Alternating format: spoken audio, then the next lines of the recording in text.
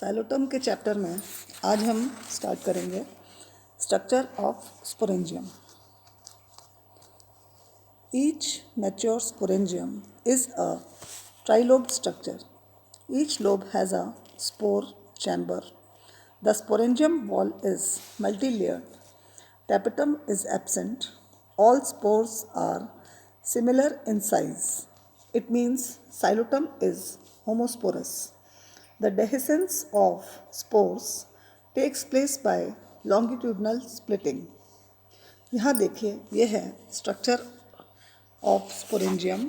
इसमें आप देखिए साइलोटम की प्रत्येक मैच्योर बीजाणुधानी जो है एक ट्राइलोब्ड या त्रिपालिवत संरचना होती है। यह 2 से 3 मिलीमीटर चौड़ी और एक द्विशाखित पर्णिल उपांग से घिरी हुई रहती है। हर पाली में एक बीजाणु कोष्ठ या स्पोर चैम्बर होता है। ये देख रहे हैं आप, 3 चैम्बर्स हैं इसके अंदर जिसमें कि बीजाणु पाए जाते हैं। बीजाणुधानी की भित्ति कई स्तरीय मोटी होती है। टेपेटम अनुपस्थित होता है और बीजाणुधानी में उपस्थित सभी बीजाणु एक ही साइज के होते हैं। अर्थात साइलोटम जो है एक समबीजाण्विक या होमोस्पोरस जीनस है। बीजाणुधानी का स्फुटन लंबवत होता है। लंबवत फटान यानी कि लॉन्गिट्यूडनल स्प्लिटिंग से पाया जाता है।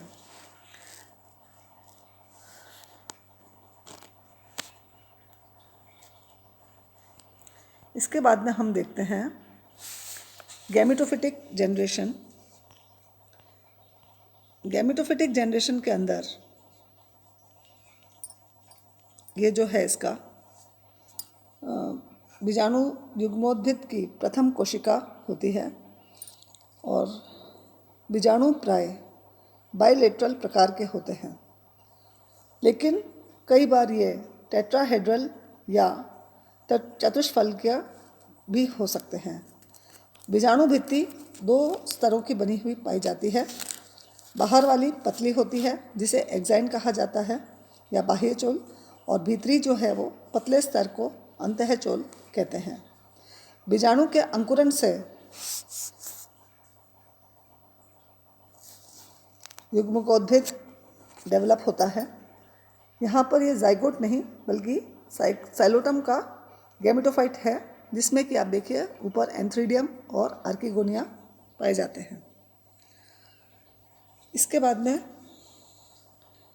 जो मैच्योर प्रोथैलस होता है वो अंडरग्राउंड होता है, भूमिगत, और इसमें क्लोरोफिल नहीं पाया जाता। इस वजह से ये हरा नहीं होता है और ये सॉइल के जस्ट नीचे डेवलप होता है।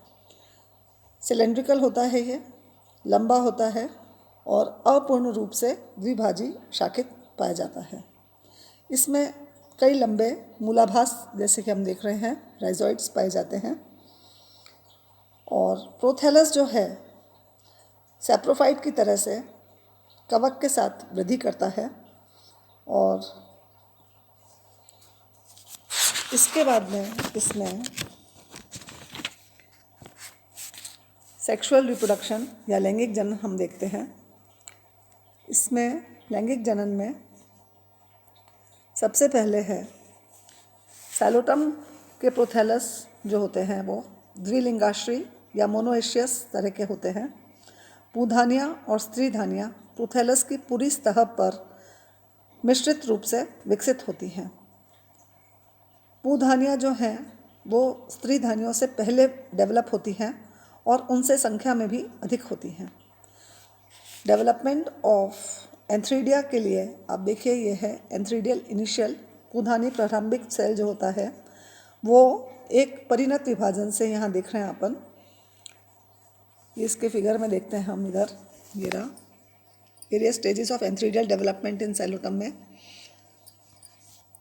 सबसे पहले बाहर एक जैकेट इनिशियल या बाहरी जैकेट प्रारंभिका कोशिका बनाता है और अंदर जो है एक ये इनर प्राइमरी एंड्रोगोनियल सेल बनाता है।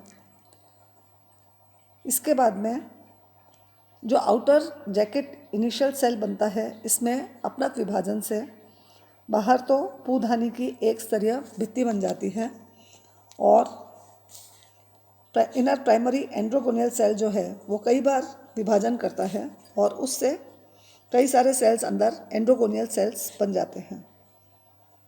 ये जो एंड्रोगोनियल सेल्स होते हैं ये कन्वर्ट होकर के बनाते हैं एंथ्रोजॉइड मदर सेल, और एंथ्रोजॉइड मदर सेल से मल्टीफ्लैजिलेटेड स्पाइरली कॉइल्ड एंथ्रोजॉइड्स बन जाते हैं। ये देखिए यहाँ पर जो कि स्पाइरली कॉइल्ड होते हैं, सर्पिला कार कुंडलित होते हैं ये, और ये जो बहुकक्षाभिकीय होते हैं पुमणु बन जाते हैं।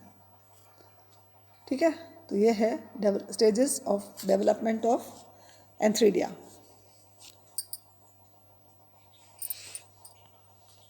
इसके बाद में आता है आर्किगोनिया का डेवलपमेंट।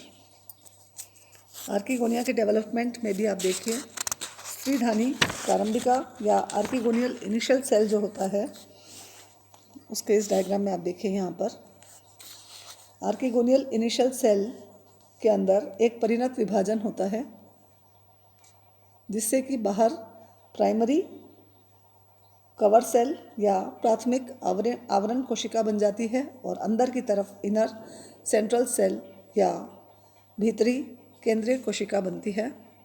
इसके बाद में जो बाहर वाली प्राइमरी कवर सेल है वो एंटीक्लाइनल डिवीजन से, या जो भी एंटीक्लाइनल डिवीजन होता है वो एक दूसरे के राइट एंगल्स पर होता है जिससे कि 4 ग्रीवा कोशिकाएं बन जाती हैं।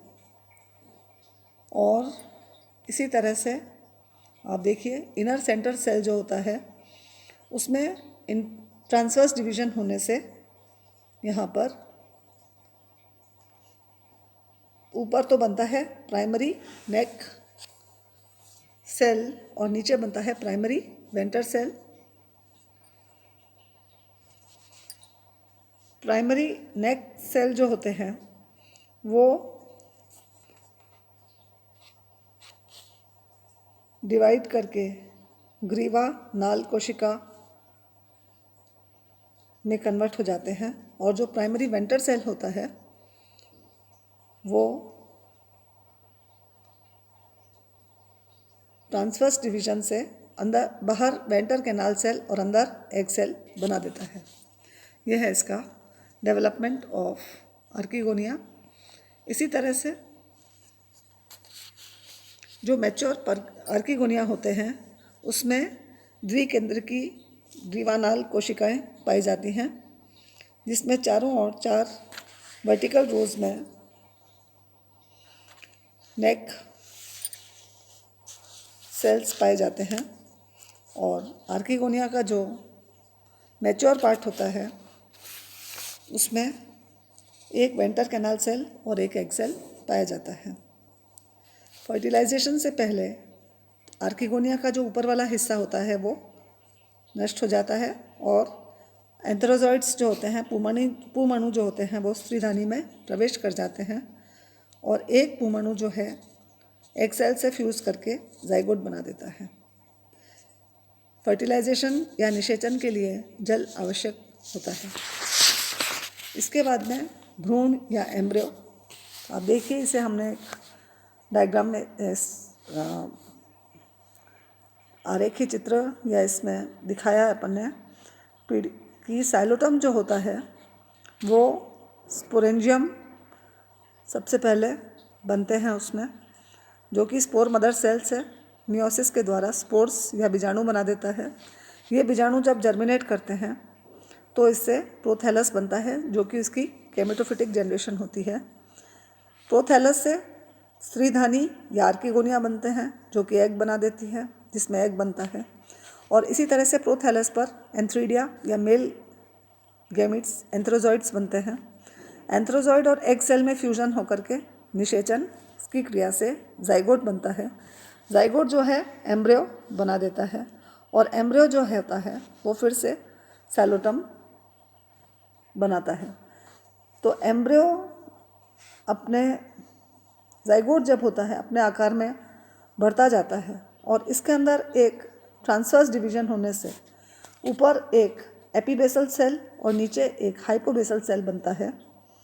एपीबेसल सेल से तना बनता है और हाइपोबेसल सेल जो है वो फुट बना देता है। साइलोटम का जो एम्ब्रियो होता है उसमें सस्पेंसर, रूट और लीव्स नहीं पाए जाते हैं और ये जो रेड डायग्राम ये दिखा रहा है ये इसके अंदर ऑल्टरनेशन ऑफ जनरेशन दिखाया गया है। It is showing the alternation of generation या पीढ़ी एकांतरण जो कि हम साइलोटम के जीवन चक्र में देखते हैं। तो यहाँ पर ही आपका चैप्टर साइलोटम खत्म होता है। Thank you.